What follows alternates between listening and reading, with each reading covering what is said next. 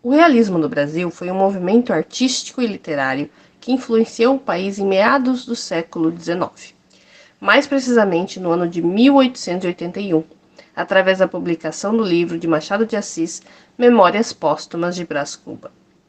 O realismo, por si só, teve início na Europa em resposta à perfeição encontrada nas obras do Romantismo. Ao contrário desse movimento, o realismo queria mostrar o ser como ele realmente era, valorizando a sua inteligência, razão, objetivos e possíveis defeitos. O realismo no Brasil começou a aparecer em meados do século XIX, quando o país passava por uma fase de mudanças no cenário político e econômico. Alguns acontecimentos contribuíram para o seu desenvolvimento, como o cientificismo, o abolicionismo, o positivismo, a crise da monarquia e substituição de mão de obra escrava pela assalariada. Tudo isso marcou a transição de uma nação majoritariamente agrícola para uma nação mais industrializada. Dessa forma, a sociedade aristocrática e escravista dava lugar ao capitalismo industrial. Diante dessa situação, artistas da literatura brasileira resolveram propagar as ideias realistas. Os autores que ajudaram a divulgar o realismo no Brasil foram Machado de Assis, considerado precursor do movimento, Raul Pompeia, Aloysio Azevedo e Visconde de Taunay. Em uma época de crise na monarquia, após a Guerra do Paraguai, esses autores declararam-se antimonárquicos, espontaneamente, o que fez com que o movimento fosse mal visto pela burguesia. Mas ainda assim, eles continuaram com as propostas e tiveram muitas de suas obras, prosas, publicadas. Machado de Assis. Grande escritor da literatura brasileira, Machado de Assis integrou a Academia Brasileira de Letras. Era jornalista e também crítico literário.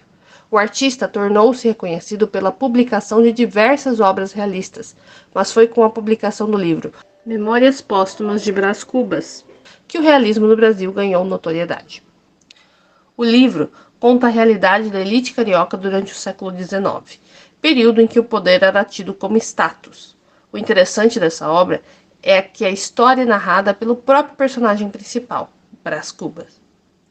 A prosa começa pelo fim da vida do personagem, mostrando que, enquanto vivo, Brás Cubas não podia falar nada do que sentia, mas após a sua morte, ele consegue expor a sua opinião em todas as situações, sem se preocupar com o julgamento que os vivos poderiam fazer dele.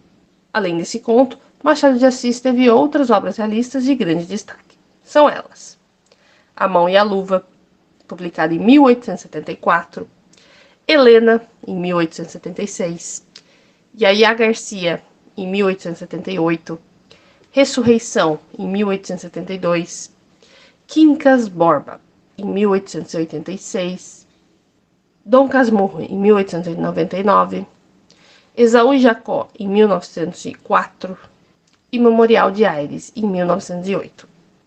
Em sua carreira, o artista vivenciou a fase preparatória, em que se despedia do romantismo, e a fase realista, momento em que já estava completamente imerso no realismo. Raul Dávila Pompeia. Além de escritor, Raul Pompeia também foi jornalista e orador brasileiro. Teve seu primeiro romance publicado no ano de 1880, mas foi com o romance intitulado O Ateneu, de 1888, que ele contribuiu para a propagação do realismo no Brasil. Visconde de Taunay. Assim como Machado de Assis, Visconde de Taunay foi escritor e também foi um dos fundadores da Academia Brasileira de Letras. Além disso, se destacou em outras áreas, como a de historiador, político, engenheiro, artista plástico, entre outras.